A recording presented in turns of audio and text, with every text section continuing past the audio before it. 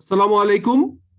How to formulate your business strategy in Bangladesh perspective, অর্থাৎ আমরা strategy formulation, business strategy, strategic management অনেক discussion করি।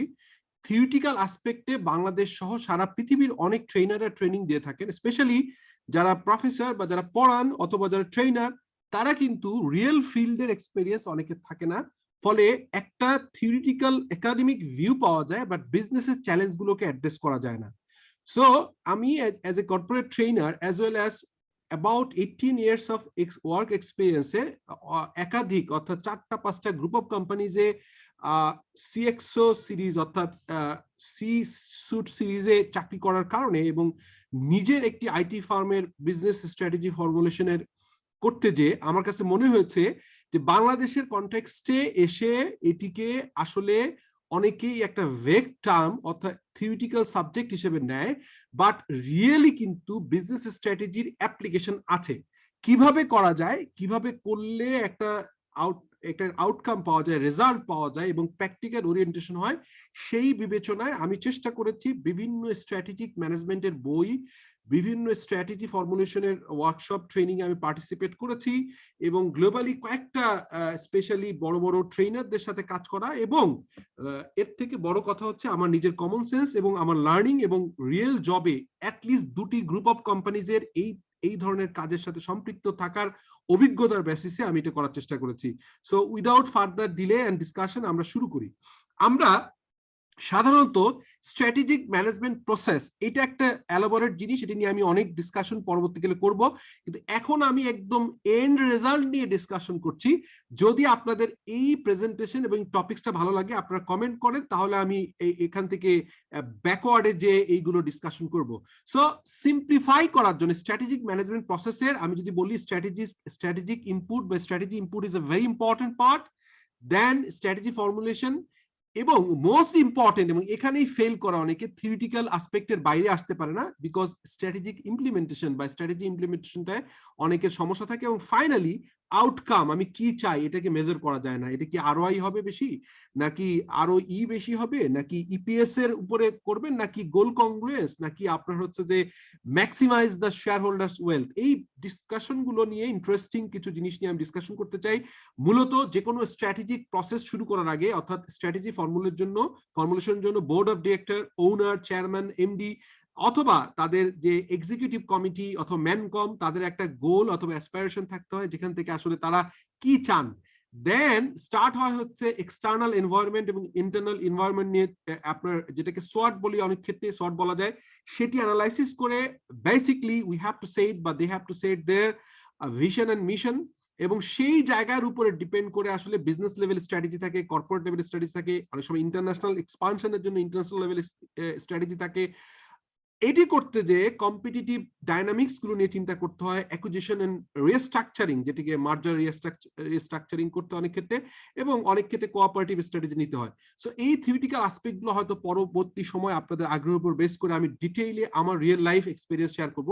But আজকের যে পয়েন্টটা এটা হচ্ছে স্ট্র্যাটেজি ইমপ্লিমেন্টেশন, এবং এই থার্ড ফেজে এসে বেসিক্যালি এখানেও স্ট্র্যাটেজিক প্রজেক্ট নিতে হয় এবং কিছু ইনিশিয়েটিভ নিতে হয়, এবং সেই জায়গা থেকে আসলে অর্গানাইজেশনকে রিস্ট্রাকচার এবং কন্ট্রোল মেকানিজম সেট করতে হয়। এবং আমরা জানি যে সাস্টেইনেবিলিটি এন্ড বিজনেস ইথিক্সকে এখানে ইম্পর্টেন্স দিতে হয়, এবং অবভিয়াসলি সমস্ত কিছুকেই আসলে বাজেটারি কন্ট্রোল অর্থাৎ বাজেটিং এন্ড ফাইন্যান্সিয়াল প্ল্যানিং, যেখানে আমরা এবিপি বলি, অ্যানুয়াল বিজনেস প্ল্যান, এবং 5 বছর 7 বছরের ফোরকাস্ট, এই বিষয়গুলো নিয়ে কিন্তু আমরা ফর্মুলেট করি। সো এবং আলটিমেটলি আমাদের উদ্দেশ্য কি থাকে, আমরা কি চাই, আমরা চাই হচ্ছে অ্যাবভ অ্যাভারেজ রিটার্ন। মার্কেটে যে অ্যাবভ অ্যাভারেজ রিটার্ন থাকে তার থেকে আমরা অনেক ভালো চাই in terms of our business growth, sustainability and profitability. So এই অনেক ডিসকাশন অনেকভাবেই করা যাবে, বাট আমার আজকের প্রজেক্ট উদ্দেশ্য হচ্ছে যে একটা স্ট্র্যাটেজিক প্রজেক্ট কিভাবে নিতে হয়, স্ট্র্যাটেজি কিভাবে ফর্মুলেট করতে হয়, সেই জায়গাটাতে ডিসকাশন করব।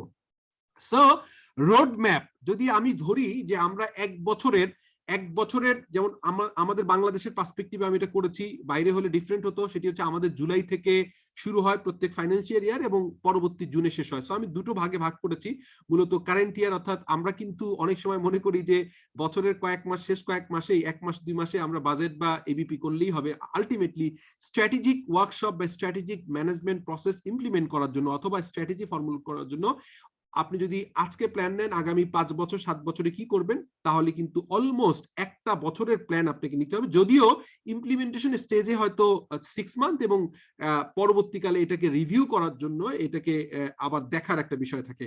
সো এখানে আমি যদি বলি আপনার স্ট্র্যাটেজি ফর্মুলেশনের জন্য 3টি ফেজ থাকে। ফেজ 1 বা আমরা কে বলছি প্রিপারেশন যেটাকে, এবং এটাকে স্ট্র্যাটেজিক ইনপুট থাকে। এখানে প্রিপারেশন স্টেজে আমরা মূলত analysis of the external environment and internal environment কাজ করি, এবং মূলত এখানে সোয়াট অ্যানালাইসিস, আমাদের ইন্টারনাল উইকনেস এবং স্ট্রেংথ এবং মার্কেটের যে থ্রেট এবং অপরচুনিটি, এই জিনিসটা দেখেই ইন্টারনাল এক্সটার্নাল অ্যানালাইসিস হয়। আমি পরবর্তীকালে ডিটেইল দেখাবো। ফেজ 2 যেটা, সেটা হচ্ছে ডেভেলপমেন্ট স্টেজ, অর্থাৎ আপনি এখান থেকে ইনপুটটা নিলেন, ইনপুট নিয়ে আপনি স্ট্র্যাটেজি ফর্মুলেট করবেন, ডেভেলপ করবেন।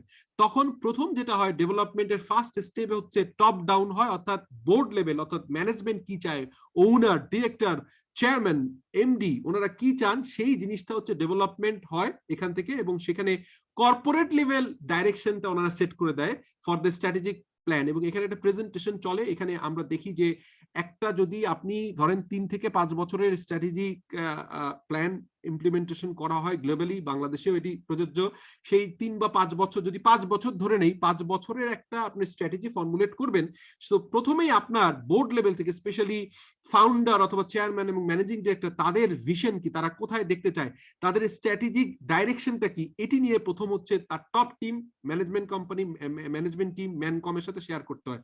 দিস ইজ দ্য ডেভেলপমেন্ট স্টেজের প্রথম কাজ। দ্বিতীয় হচ্ছে বটম আপ, অর্থাৎ নিচের থেকে উপরে যাবে, ডেভেলপমেন্ট অফ এসবিইউ, মানে বিইউ বলছি, বিজনেস ইউনিট অথবা স্ট্র্যাটেজিক বিজনেস ইউনিট লেভেলের স্ট্র্যাটেজি ফর্মুলেট করা। এখানে মূলত হচ্ছে ডিপার্টমেন্টাল হেড অথবা এসবিইউর হেড, তারা হচ্ছে তাদের স্ট্র্যাটেজিক প্ল্যানটা ফর্মুলেট করে। এখানে যদি স্পেলিংটা একটু মিস্টেক আছে, স্ট্র্যাটেজিক প্ল্যানটা তারা এখানে স্ট্র্যাটেজিক প্ল্যান তারা এখানে প্রিপেয়ার করে, এবং এখান থেকেই মূলত তারা যেটা করে সেটা হচ্ছে এই প্ল্যানের পরে হচ্ছে finalisation of the strategic plan এখানে হয়, এবং সেই অনুযায়ী কিন্তু একটা ফোরকাস্ট করতে হয়, এবং এই ফোরকাস্টটা করা হয় মূলত হচ্ছে 5 বছরের জন্য, কিন্তু বাজেট, অ্যানুয়াল বাজেট করা হয় ইমিডিয়েট নেক্সট ইয়ারের জন্য। এবং ফাইনালি এই জায়গায় এসে কিন্তু বোর্ড লেভেলে, মানে বোর্ড অফ ডিরেক্টরের কাছে প্রেজেন্টেশন দেওয়া হয় যে আমার 1 বছরের বিজনেস প্ল্যানটা কি এবং সেই বাজেটটা কি, এবং নেক্সট আরো 4 বছরের স্ট্র্যাটেজিক বিজনেস প্ল্যানটা কি, এই প্রেজেন্টেশন হয়। এবং ফাইনালি বোর্ড এখানে রিভিশন অথবা ইনপুট দেয় আবারও, কারণ বোর্ড তো অলরেডি একবার আপনার টপ ডাউন অ্যাপ্রোচে কিন্তু স্ট্র্যাটেজিক ডাইরেকশন বা ভিশন মিশনটা সেট করে দিয়েছেন। তারপরে এই যে একটা ওয়ার্কশপ চলে, এবং ফাইনালি এখান থেকে আমরা দেখি যে প্রথম এই অ্যানালাইসিস জন্য অলমোস্ট 1 মাস লাগে। এরপরে হচ্ছে যে বোর্ডের ভিশন অর্থাৎ তাদের গ্রুমিং, এই বিষয়টা ডিসিমিনেট করতে, অর্থাৎ টপ ডাউন, উপর থেকে বোর্ডের ভিশন, এমডি চেয়ারম্যানের মিশনটা যদি এক্সিকিউটিভ টিম, ম্যানকম টিমকে দিতে হয়, এটিও প্রায় 1 মাস লাগে। এবং এই জায়গায় যেখানে আপনার হচ্ছে 5 বছরের মিনিমাম প্ল্যান করতে গেলে টপ বটম আপ যে অ্যাপ্রোচটা, সেখানেও 2 মাসের মতো একটা সময় লাগে। সেটি হচ্ছে সেকেন্ড ড্রাফট তৈরি করে এবং ড্রাফটটা প্রেজেন্টেশন দিয়ে এবং ফাইনালাইজ করতে আরো 15 দিন বা 1 মাস লাগে। এবং ফাইনালি বোর্ড এখান থেকে ইনপুট দেয়, বোর্ড দেখে, এবং বোর্ড প্রয়োজনীয় কনসালটেন্ট নিয়ে আলাপ করে এখানে ইনপুট দেয়। এবং ফাইনালি থার্ড ফেজ হচ্ছে ইমপ্লিমেন্টেশন। এটা হচ্ছে project plan for strategic initiative এটা থাকে, এবং implementation of the strategic initiative এখানে থাকে। এবং ফাইনালি এই অনুযায়ী আপনার হচ্ছে যে ফাইনাল প্ল্যান হয় এবং বাজেট তৈরি করা হয়। এটি আমি যেভাবে দেখানোর চেষ্টা করেছি, এটি একটি থাম রুলের উপর একটা টাইম ধরেছি। এটি আপনার 6 মাসের ভিতরেও সম্ভব, অথবা এটি সাধারণত 6 থেকে 1 বছরের ভিতরেই করা হয়। বাট প্রথম 6 মান্থে হচ্ছে অ্যাক্টিভিটিস, এরপরে আসলে ফলো আপ মূলত। বাট আমি এবার যেটা দেখাবো, এটি হচ্ছে আমাদের স্ট্র্যাটেজি ফর্মুলেট করার মেইন পার্ট। সেটি হচ্ছে কি, আমাকে যেটা করতে হয় স্ট্র্যাটেজি পেপার তৈরি করতে, এটি অনেকে জানেন না, খেয়াল করেন, একটা স্ট্র্যাটেজি পেপার বা স্ট্র্যাটেজিক পেপার তৈরি করা হয় এবং সেই অনুযায়ী স্ট্র্যাটেজিক ইনিশিয়েটিভ নেওয়া হয়। এরপরে implementation of the planning and road mapping করতে হয় যে আমি কি করতে চাচ্ছি, কিভাবে করতে চাই, টাইম ফ্রেম, এবং এই ইমপ্লিমেন্টেশনের জন্য, ইমপ্লিমেন্টেশনের পরে এটা রেজাল্ট দেখার জন্য এবং ইমপ্লিমেন্টেশনের রেজাল্ট মাপকাঠি করার জন্য কেপিআই, কেআরএ, যেটাকে হচ্ছে আপনার এই কি কি টার্মগুলো ইউজ করা হয়, কি পারফরমেন্স ইন্ডিকেটর, কি রেজাল্ট এরিয়া, এই জায়গাগুলো সেট করা হয়। এটি নিয়ে কিন্তু আমি অনেকের ভুল ধারণা আছে, আমি চেষ্টা করব এর পরের ভিডিওতে ইন্টারেস্টিং ওয়েতে একটা সিম্পল উদাহরণ দিয়ে এই জিনিসটা বোঝানোর জন্য। বাট আপাতত আমরা জেনে নেই যে এই ইমপ্লিমেন্টেশনের কার কি ভূমিকা, কার কি কাজ, সেটার একটা কেপিআই মানে কি পারফরমেন্স ইন্ডিকেটর দিয়ে এবং কি রেজাল্ট এরিয়া ফিক্স করে এখান থেকে আউটকাম বের করতে হবে। ফাইনালি ইম্প্যাক্টটা আমাদের ইম্পর্টেন্ট, যে এখানে আমাদের এটা রেজাল্টটা কি আসছে, সেই জায়গায় এসেই আপনার এভারেজ ইপিএস কি প্রত্যেক বছর বাড়ছে কিনা, যদি লিস্টেড কোম্পানি হয় মার্কেট শেয়ারের কি ভ্যালু আছে, অথবা আমার মার্কেট আমার টোটাল মার্কেটের ক্যাপিটালাইজেশন আছে, টোটাল মার্কেট সাইজের কত পার্সেন্ট আমি শেয়ার হোল্ডিং আছে, আমার জিপি পার্সেন্টেজ বেড়েছে কিনা, এনপি প্রফিট বেড়েছে কিনা, আমার টার্নওভারের কম্পাউন্ড অ্যানুয়াল গ্রোথটা কি অবস্থা আছে, সেই অনেকগুলো ইন্ডিকেশনের মাধ্যমে কিন্তু এই ইমপ্লিমেন্টেশন প্রপারলি হয়েছে কিনা সেটার রেজাল্ট দেখা যায়। সেটি নিয়ে আমি অবভিয়াসলি ডিসকাশন করব। সো এখানে এই যে টোটাল ডিসকাশন করলাম, এই slide is the most important because এখানে আমি ডিসকাশন করছি স্ট্র্যাটেজি পেপার নিয়ে। স্ট্র্যাটেজি পেপার কিরকম হয়, এই পেপারটা হচ্ছে কম্প্রিহেন্সিভ ওয়েল স্ট্রাকচার্ড ডকুমেন্ট, যেখানে summarizing the findings and recommendation from the entire strategic planning process. তো আপনি কি করতে চাচ্ছেন সমস্ত জিনিসগুলো লিখে ফেলতে হবে, সেই লেখাটা ইজ ভেরি ইম্পর্টেন্ট এবং এই কাজটি আমি করছি একটা গ্রুপের জন্য এখন। তারপরে আমাদের কি করতে হয়, most companies either focus on 3 years or 5 years planning period, সাধারণত 3 থেকে 5 বছর করে। আমি যে গ্রুপটার জন্য এখন কাজ করছি তার 5 বছরের একটা প্ল্যানিং নিয়ে কাজ করছি। সো এটাকে আবার এখানে আমি আরো ভাগ করে দেখিয়েছি টিপিক্যাল স্ট্রাকচার অফ পেপার, পেপারে কি কি থাকে। এক্সাম্পল হচ্ছে আমি 2021-এ বসে কাজ করছি এবং আগামী 5 বছর কাজ করব, অর্থাৎ 2022 থেকে 2026, এই হচ্ছে আমার যদি স্ট্র্যাটেজিক পেপার হয় এবং এই প্ল্যানিংটা যদি আমি কাজ করি, প্রথমে আমাকে দেখতে হবে current state of the business, current বিজনেসের স্ট্যাটাসটা কি আছে, কি অবস্থায় আছে। সেইখানে টিপিক্যালি আপনার দেখা হয় ফ্যাক্টস এন্ড ফিগার নিয়ে, অর্থাৎ হচ্ছে কারেন্ট ইয়ারের বিজনেসের ফোরকাস্ট কি ছিল এবং ল্যান্ডিং কোথায় হলো, এইটা প্রথম হচ্ছে একটা দেখতে হয় যে আসলে আমি যদি এটি কাজ করে থাকি লেটস সে জুলাই মাসে, সরি আমি যদি ধরে নেই যে এটা বছরের মিড রিভিউ করছি, সো মিড রিভিউতে এসে আমার ফোরকাস্ট ভার্সেস অ্যাকচুয়াল কি হয়েছে এটা দেখা দরকার, বিকজ সেটার উপর ডিপেন্ড করে, আসলে অনেক কিছু ডিপেন্ড করে আমার স্ট্র্যাটেজি কোন দিকে যাচ্ছে। এরপর হচ্ছে মাইক্রো ম্যাক্রো ইকোনমিক্স এবং কম্পিটিটর ইকোনমিক এবং কম্পিটিটর এনভায়রনমেন্ট অ্যানালাইসিস করতে হয় আমাদের, আসলে কান্ট্রির রিস্কটা কোথায় যাচ্ছে। যদি ধরি আমি দীর্ঘদিন কাজ করেছি সুপারস্টার গ্রুপে, এখনো অ্যাডভাইজার লেভেলে তাদের সাথে কাজ করছি, সেই জায়গায় এসে আমরা যদি দেখি যে ইলেকট্রিফিকেশনের অপরচুনিটি কি কি আছে, কতগুলো কম্পিটিটর এই মার্কেটে আসছে, ইকোনমিক স্কেল কোথায় যাচ্ছে, বাংলাদেশের কান্ট্রি অফ অরিজিনের কিরকম একটা ইম্প্যাক্ট আছে, আমি এখানে একটা প্রোডাক্ট করে কি বাইরে এক্সপোর্ট করার কান্ট্রি অফ অরিজিন যে একটা ট্রাস্টের বিষয়টা কেমন কাজ করছে। So overall micro macro economic prospects এবং এখানে চ্যালেঞ্জগুলো এবং কম্পিটিটিভ এনভায়রনমেন্ট অ্যানালাইসিস করা ইজ ভেরি ইম্পর্টেন্ট। এটিও আমি দেখাই দিব যে কিভাবে করতে হয়, সেটি আমার পরের স্লাইডে আছে। এরপরে ম্যানেজমেন্টের ভিশন সেট করতে হবে 2026 সাল, অর্থাৎ 2026 নাগাদ কোম্পানির chairman, managing director, board of director অথবা ম্যানকম সবাই মিলে তাদের অর্গানাইজেশন কোথায় দেখতে চায়, ইট ইজ ভেরি ইম্পর্টেন্ট। তারপরে সেটা অনুযায়ী আপনি স্ট্র্যাটেজিক প্ল্যান সেট করতে হয় 22 থেকে 26, এবং এরপরে ফাইন্যান্সিয়াল ফোরকাস্ট 22 থেকে 26 হয়, কিন্তু বাজেটটা হয় 1 বছরের সাধারণত, কারণ 5 বছরের ফুল বাজেট করার মতো ক্যাপাসিটি আসলে আমাদের দেশের সবার এখনো হয়নি। সো আমি এখানে সাজেস্ট করি, এটা আমার পার্সোনাল অপিনিয়ন, যে ফোরকাস্টটা আমরা 5 বছরের করলেও স্পেসিফিক এবিপি অ্যানুয়াল বিজনেস প্ল্যানটা আমরা করবো 1 বছরের, এবং 4 বছরের থাকবে, বাট সেটাকে একটা কন্টিনজেন্সি স্টাইলে রাখতে হবে, স্টেজে রাখতে হবে। এরপরে কিছু অ্যাপেন্ডিক্স বা অ্যানেক্সার থাকে, যেমন আমি করে থাকি যে ক্রিটিক্যাল ফ্যাক্টর বা ক্রিটিক্যাল সাকসেস ফ্যাক্টরগুলো কি কি ফ্যাক্টরের উপর ডিপেন্ড করছে এই অ্যানুয়াল এবিপি অ্যাচিভমেন্ট এবং business plan for the next 5 years আসবে। সাধারণত স্ট্র্যাটেজিক পেপার একটা শর্ট হইতে পারে 5 থেকে 10 পেপারের ভিতরে, পেজের ভিতরে হতে পারে, বাট টিপিক্যালি এটি হয়ে থাকে 30 থেকে 80 পেজের মতো, বা 80টা পাওয়ার পয়েন্ট স্লাইডে এটা হয়ে থাকে, with detail on strategies and proposed strategic initiative. এই জিনিসগুলো আসলে প্রপার এই স্ট্র্যাটেজি পেপারে লেখা থাকে। সো আমরা স্ট্র্যাটেজি পেপার তৈরি করার মূলত হচ্ছে চারটা ওয়ে আছে। ফার্স্টটা খুবই ইজি, সেটি হচ্ছে লিস্ট অফ স্ট্র্যাটেজিস। এটা হচ্ছে সবচেয়ে ইজি ফর্ম, এবং সাধারণত একটা কোম্পানি যখন কাজ করে সিঙ্গেল কোম্পানির জন্য আপনাকে এটা সিম্পল লিস্ট অফ কি স্ট্র্যাটেজি, কি কি স্ট্র্যাটেজি নেবেন এটা লিখে ফেলবেন, এবং সেই লিখে ফেলাটা একটা সাধারণত এটা সিঙ্গেল বিজনেস ইউনিটের জন্য অ্যাপ্লিকেবল হয়। আর এই একই প্রসেস যখন অনেকগুলো এসবিও থাকে তখন এটাকে similar to simple list but with a comprehensive structure. যদি এমন হয় যে ideal if the strategy has different themes or multiple independent business unit, যদি অনেকগুলো ইন্ডিপেন্ডেন্ট আলাদা আলাদা বিজনেস ইউনিট থাকে তাদের কিন্তু আলটিমেটলি তাদের যখন করা হয় তখন এই স্ট্রাকচারটা এভাবে আসলে এই লিস্টটাকে একটু স্ট্রাকচার লিস্ট আকারে করতে হয়। এরপরে আরেকটা আছে যাকে টাইম বেস বা টাইম বাউন্ড স্ট্র্যাটেজি বলে, সাধারণত শর্ট টার্ম, লং টার্ম এবং মিড টার্ম হয়ে থাকে।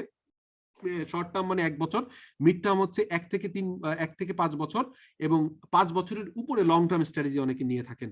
সো এটা নর্মালি আইডিয়াল হয় if the action are required in the short term, অর্থাৎ হচ্ছে টেম্পোরারি, অনেক সময় দেখা যায় যে temporary cut during a crisis, এবং that might deviate from the long term vision. অনেক সময় দেখা যায় যে আমাদের লং টার্ম ভিশন ভালো ছিল, আমরা অনেক বড় আগাচ্ছিলাম, কিন্তু হঠাৎ করে করোনা ভাইরাস বা কোভিড ইম্প্যাক্টের কারণে তাদের কিন্তু শর্ট টার্মে কিছু চেঞ্জ আনতে হয়, সেই শর্ট টার্ম বা মিড টার্মের চেঞ্জটা কিন্তু লং টার্মে আবার অ্যাডজাস্টমেন্ট হয়। So this is important. And the last one, এবং আমি এটি নিয়ে আজকে ডিসকাশন করব, সেটা হচ্ছে স্ট্র্যাটেজি হাউস। এই তিনটা থেকে আমার কাছে এই জায়গাটা মনে হয় কম্প্রিহেন্সিভ এবং ভেরি ইম্পর্টেন্ট।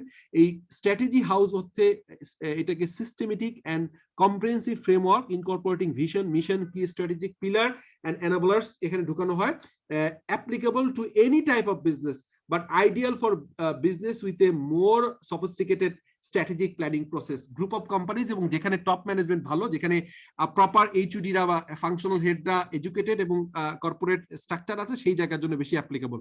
সো এতক্ষণ আমরা থিওরিটিক্যাল অ্যাসপেক্টে ডিসকাশন করলাম, এখন আমি আপনাদেরকে যেটা দেখাবো এটি আমার বিবেচনায় হচ্ছে যে একটা স্ট্র্যাটেজি ফর্মুলেট করার মেইন জায়গা, এবং এই স্ট্র্যাটেজি হাউসটার মাধ্যমে যদি আপনারা দেখেন, আই হোপ যে এটি আপনাদের অনেক ইজি হবে। লেটস সে এখানে ভিশন সেট করতে হবে। এটি আমরা একটা, যদি এটাকে একটা হাউস মনে করি, সেটি হচ্ছে এটা তার ছাদ, টপ, এবং এখানে তার বডি এবং নিচে কিছু এনাবলার্স আছে, অর্থাৎ ফাউন্ডেশন আছে। আপনি 5 তলা বেসমেন্ট যাবেন নাকি 3 তলা বেসমেন্ট যাবেন, দিস ইজ ইওর বেসমেন্ট আর this is your body and ছাদটা, যেখানে আসলে কোনোটা কারোর থেকে কম ইম্পর্টেন্ট না। যেমনি আপনার বেসমেন্ট শক্ত করার দরকার, তেমনি আপনার বডিও দরকার, এবং ছাদটা যেন প্রপারলি, আমি 16 তলা বিল্ডিং করব নাকি 20 তলা নাকি 100 তলা, এই vision is very important. So এই ভিশনের পরে আমার স্ট্র্যাটেজিক পিলার থাকে। আমি এখানে 3টা পিলার নিয়ে ফর এক্সাম্পল আপনাদেরকে বলেছি। ধরলাম একটা গ্রুপ অফ কোম্পানিজ বা তারা ইলেকট্রনিক্স বিজনেস নিয়ে কাজ করে, তাদের পিলার 1 হইতে পারে ইন্টারন্যাশনাল এক্সপানশন। এটা যদি পিলার 1 হয়, পিলার 1 এর বা এর সাব 1, সাব 2, সাব 3 হতে পারে। যেমন ধরেন তারা ইন্টারন্যাশনাল এক্সপানশনের জন্য প্রথমে ইন্ডিয়া, নেপাল, শ্রীলঙ্কা ঠিক করলো, এরপরে আসিয়ান কান্ট্রিজ, অর্থাৎ আমি জানি যে সিঙ্গাপুর, মালয়েশিয়া এবং ভিয়েতনাম, কম্বোডিয়া এই এলাকায় করলো, এবং ফাইনালি তারা মনে করলো যে আপাতত এই 3টাতেই থাকবে আগামী 5 বছরে, সেটা হচ্ছে আফ্রিকা এন্ড জিসিসি কান্ট্রিগুলো। সব আমরা জানি যে জিসিসি কান্ট্রিগুলোর ভিতরেও কিন্তু বিজনেসের গালফ কোঅপারেশন কাউন্সিল যেটা আছে, মানে আফ্রিকার পাশে মিডল ইস্টের যে কান্ট্রিগুলো আছে সেই জায়গায়। সো আমরা ধরলাম যে আপাতত ইউরোপ এবং আমেরিকা আমরা যাব না আগামী 5 বছরে। So this is our first strategic pillar, যেটা ইন্টারন্যাশনাল এক্সপানশন। সেকেন্ড বলছি হচ্ছে the most important according to my thinking process, merger and business segment restructure অনেক সময় প্রয়োজন হয়ে যায়। সো ধরলাম যে লাইটিং কোম্পানির অনেকগুলো লাইট আছে, জিএলএস লাইট আছে, লেটস সে সিএফএলও আছে, এলইডিও আছে, এবং এলইডির অ্যাডভান্স ভার্সন আসছে। সো এই সমস্ত কোম্পানিগুলোকে একসাথে করে বিজনেস অপারেশনকে সেন্ট্রালাইজ এবং মোর ভিজিবল এবং সিও বেস করার জন্য তারা প্রত্যেকটা বিজনেস সেগমেন্টের জন্য যদি তারা সিও নিয়োগ করে, তাহলে ধরে নিলাম লাইটিং একটা সেগমেন্ট এবং এটা একটা সিও থাকবে। এরপর electrical and electronics accessories segment, এখানে একজন ডিফারেন্ট সিও এবং তার একটা বিজনেসের টোটাল অপারেশন একটা, যেটাকে আমরা বলে থাকি যে আমরা 4টা যে লেয়ার বলে থাকি, যে ইনভেস্টমেন্ট ডিসিশন যেখানে এখানে থাকে ইনভেস্টমেন্ট সেন্টার, তারপরে প্রফিট সেন্টার, রেভিনিউ সেন্টার এবং কস্ট সেন্টার। সো আমরা যদি ইনভেস্টমেন্ট সেন্টার এখানে ধরে যদি তাদেরকে তিনজনকে প্রত্যেকে প্রফিট সেন্টার হিসেবে একটাকে বলি লাইটিং সেগমেন্ট, একটা হচ্ছে ইলেকট্রিক্যাল এন্ড ইলেকট্রনিক্স, এবং আরেকটা সেগমেন্ট ধরা যায় B2G অর্থাৎ গভর্নমেন্টের সাথে টেন্ডার এবং আদার বিজনেস, এবং B2B। এখানে ডিফারেন্ট হইতে পারে, এখানে আপনার বিজনেস হতে পারে যে ইলেকট্রিক্যাল ইলেকট্রনিক্স মার্কেটে এবং সঙ্গে রিয়েল এস্টেট বা অন্য কোনো কনস্ট্রাকশন হইতে পারে B2G বিজনেসে। সো এটা একটা পিলার। আরেকটা পিলার আমি বলছি revamp of sales and marketing process. এখানে আমি যদিও সেলস এন্ড মার্কেটিং এক্সপার্ট না, বাট আমার একদম সম্পূর্ণ নিজস্ব ধ্যান ধারণা থেকে এখানেও পিলার গুলোকে C1 C2 C3 করার চেষ্টা করি। সরি, এখানে 2-3 করতে হবে। সো এই জিনিসটা ইজ ভেরি ইম্পর্টেন্ট। আমরা যদি দেখি যে হচ্ছে যে এখানে আমাদের যেটা হবে সেটি হচ্ছে যে আমরা দেখার চেষ্টা করব যে আমাদের কি হবে। আমরা এখানে আনার চেষ্টা করব হচ্ছে যে ডিজিটাল মিডিয়াতে আপনি প্রেজেন্স বেশি থাকবেন নাকি গতানুগতিক প্রিন্ট এন্ড ইলেকট্রনিক মিডিয়া থাকবেন, কত পার্সেন্ট থাকবেন আপনার টোটাল মার্কেটিং বাজেটের, বা আপনার বাজেটের কত পার্সেন্ট, লেটস সে 70% ইউজ করবেন ডিজিটাল মিডিয়াতে এন্ড 30% প্রিন্ট এন্ড ইলেকট্রনিক্স, অথবা অ্যাডভার্স হতে পারে, এটা আপনার ডিসিশন। এই ডিসিশনটা, এই স্ট্র্যাটেজিক প্ল্যানটা নিলে না নিলে কিন্তু 5 বছরে আপনাকে নিজেকে খুঁজে পাবেন না। সেকেন্ড হতে পারে এটিএল লেভেল এবং বিটিএল লেভেলে অ্যাক্টিভিটিস কি হবে, আপনি কি অ্যাবভ দ্য লাইন বেশি খেলবেন নাকি বিলো দ্য লাইন বেশি খেলবেন, কি করবেন, আপনি কি ব্র্যান্ড বিল্ডিং এ যাবেন নাকি ট্রেড অফার বেস বিজনেস থাকবেন, এরপর থার্ড পার্টি ডিস্ট্রিবিউশন হবে নাকি ওন ডিপো আর শোরুম থাকবে। এই ডিসিশন গুলোও কিন্তু important. So this is a body part, but the most important part is enablers বলা হয়। এখানে কর্পোরেট গভর্নেন্স স্ট্রাকচার করতে হবে, বোর্ড লেভেল এডুকেশন, এখানে প্রপার সিএফও সিএমও সিএইচআরও নিতে হবে। HR strategy is very important. আপনি লং টার্ম কোথায় নিজেকে দেখতে চান, IT infrastructure current situation is very important. So এই বিষয়গুলো যদি এই ফাউন্ডেশন অথবা এনাবলার্স যদি ঠিক না করেন তাহলে কিন্তু আপনার বিজনেস স্ট্র্যাটেজি বেশি দিন টিকবে না। সো আমি আশা করি যদি এই ভিডিওটা আপনারা ভালো লাগে এবং আমি যদি দেখি যে এখানে 1000-এর বেশি ভিউ হয়েছে এবং আপনারা বলছেন, তাহলে হয়তো আমি এই ডিটেইলে আরো কাজ করব। So far thank you so much for having me, and I hope যে আপনাদের এই ডিসকাশন থেকে আমার বিশ্বাস যে আপনারা স্ট্র্যাটেজিক পেপার তৈরি করতে পারবেন। এবং আমি যেহেতু কারেন্ট অর্গানাইজেশনে করছি, দুটো অর্গানাইজেশনে,